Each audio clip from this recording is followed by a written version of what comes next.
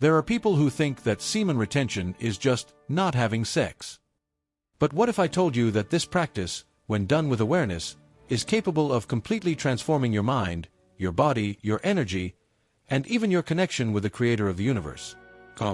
It's not talk about a fanatical mystic or a quantum coach. It's real, visceral, powerful, and most people have simply never heard of the true effects it has. What we know is that there is a kind of secret journey, divided into 7 stages, that every retention practitioner ends up facing, whether they like it or not. And each stage has its challenges, its victories, its attempts, and even spiritual traps. Good news. When you understand this journey, everything changes. You gain, of course, focus, confidence, and, most importantly, a peace that no one can take away from you. It's like accessing an ancient map, hidden beneath modern distractions. This video is no longer shallow content about retention benefits. Here, you will discover what most videos out there don't talk about.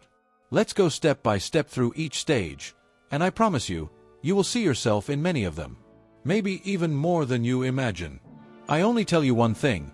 If you manage to go through each phase wisely, prosperity, in every sense, becomes significantly. Ready to discover this path that changes everything? As soon as someone decides to take the path of semen retention, it seems that the universe decides to test their fortitude right away. It's not just the body that reacts, it's the entire environment that moves as if it had felt this new vibration. Ex-relationships start to reappear out of nowhere, mysterious messages appear on the cell phone, wet dreams come like sneaky traps. This is not a coincidence, it is spiritual warfare. It is as if hidden forces wanted to extinguish the flame that begins to light within the seeker, a flame that connects directly to the creator of the universe. This first stage requires more than willpower. It requires presence, awareness, and strategy. One of the biggest secrets here is to keep busy with things that uplift the soul. Instead of giving space to boredom, which is fertile ground for attacks, it's better to fill your time with uplifting readings like The Prophet by Khalil Gibran or Meditations by Marcus Aurelius. Prayer also becomes a powerful weapon, a bridge that takes you straight to peace and renews your inner light, even in the midst of the storms of the flesh. A practical example: transforming your own room into a small temple. No clutter, sexy posters, or flashing cell phones in the early hours of the morning. Candles, a diffuser with lavender essential oil, and even a meditation space make a real difference. When the environment breathes spirituality, the mind begins to obey. And when the mind obeys, the body follows. These first few days are like planting a seed in a turbulent field, but the harvest of prosperity is already there, waiting for those who have the courage to go through the turbulence. And believe me, the next phase comes with such clear clarity that it feels like you've switched brains. From the 7th to the 14th day, something magical begins to happen.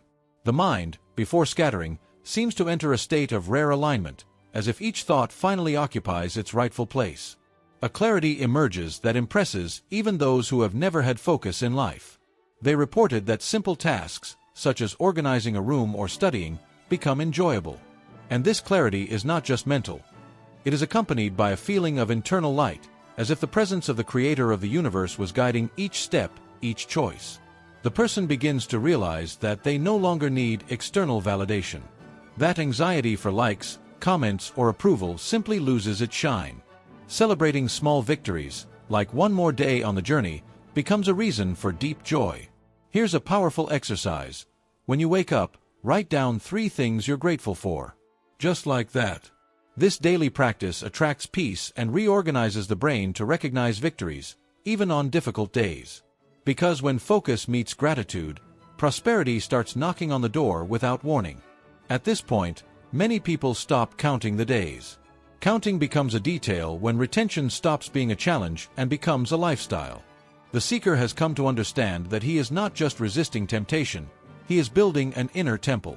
And, like every temple, it needs cleansing, silence, and reverence. But it is precisely at this stage that confidence begins to emerge more strongly. And that, my friend, takes us straight to the next stage. Between the 14th and the 40th, something changes profoundly. One who practices retention begins to feel different upon entering any environment, as if he carries a silent force that does not need to be explained. It is as if trust, previously fragile and dependent on relationships, grew from within with deep roots.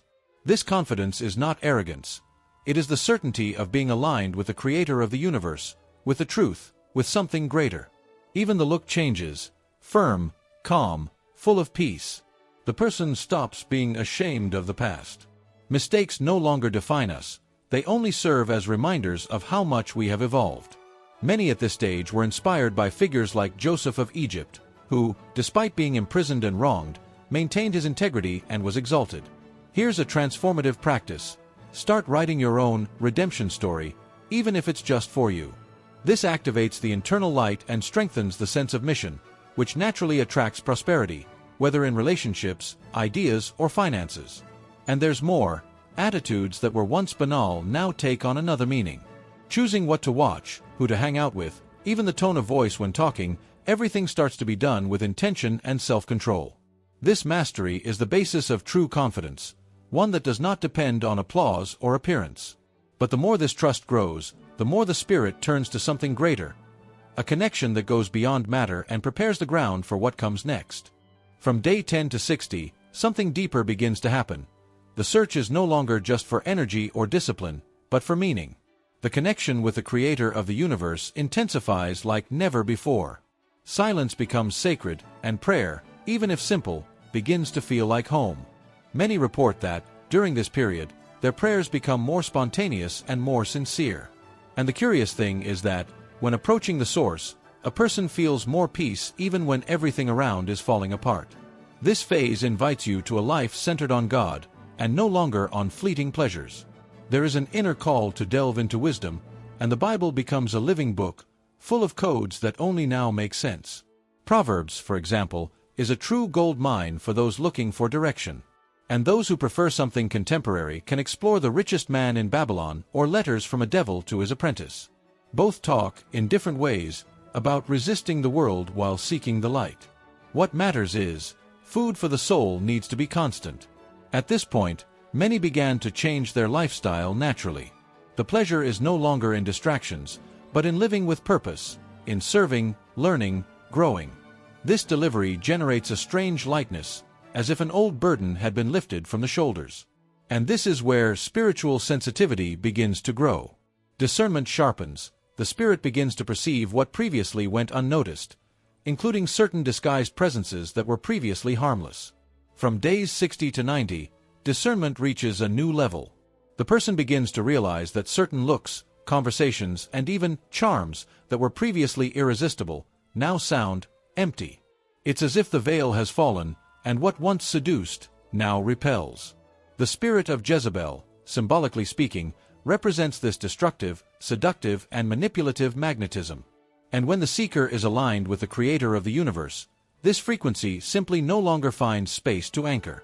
It's common to start feeling a kind of allergy to certain types of content, people, and environments. That series full of sensuality loses its fun. That person who only talks about appearance or ostentation starts to rise like noise. This is not judgment, it is purification. The inner light becomes so strong that it no longer tolerates what vibrates in the darkness. A practical tip here is to review your social networks. Who do you follow feeds your soul, or are you far from peace? This simple digital cleaning can completely change your atmosphere. The most curious thing is that this repulsion does not come from the effort, but from the natural transformation that takes place within.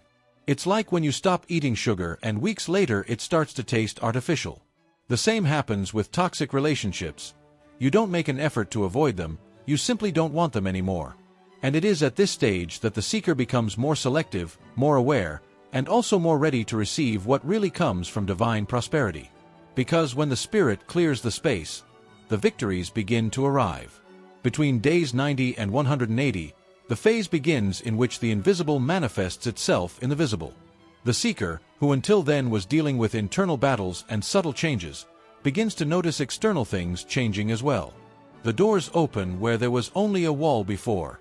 Ideas appear out of nowhere, the right people cross the path, and situations that were previously evidently stuck begin to flow.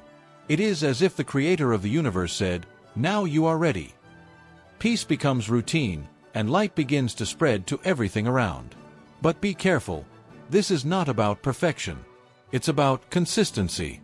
Even though they stumble at times, Those who remain firm on this journey begin to see rewards that have no logical explanation. A real example: people who practice retention report increased productivity, financial clarity, and even new job opportunities. This happens because the body stops wasting energy and starts channeling vital force to manifest real prosperity.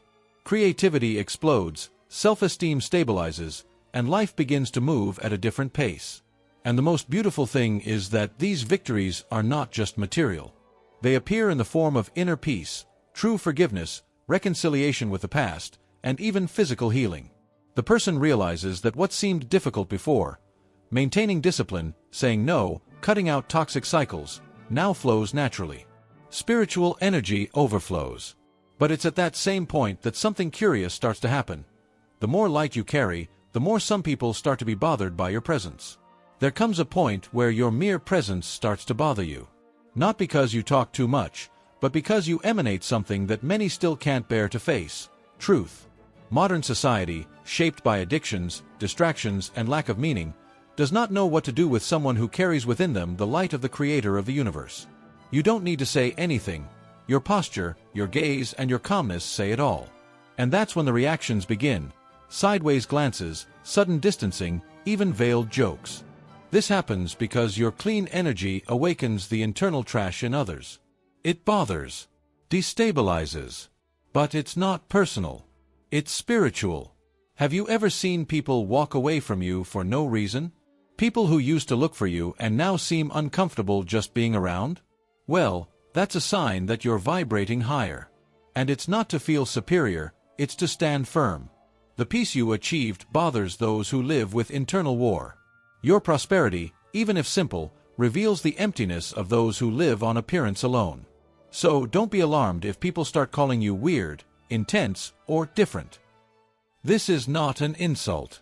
It's a thermometer. It means you are stopping being shaped by the world and starting to shape the environment around you. And this subtle influence is powerful. She plants seeds, even in the most arid lands. But the most surprising thing is that this is just the beginning. Because now, true awakening happens. Now that you know the 7 stages of semen retention, tell me one thing. Are you going to continue wasting your vital energy as if it were something trivial? Or will you start to truly live, connected with the Creator of the universe, aligned with your essence, overflowing light, peace, and prosperity wherever you go? The choice is yours, and honestly, few have the courage to take the first step. But those who give are never the same again. Are you willing to live on autopilot, or do you prefer to awaken the power that always exists within you? How many opportunities have you missed due to lack of focus, discipline, or self-knowledge? Maybe it's time to turn that key. Start small, but start. And if this message touched something inside, even just a spark, then it was worth it. If you like this content and want to continue learning how to master your energy and live with purpose, leave a like, subscribe to the channel, and activate the bell. Here, we speak truthfully, with depth and with soul. Because you deserve more than crumbs. You were born to live fully.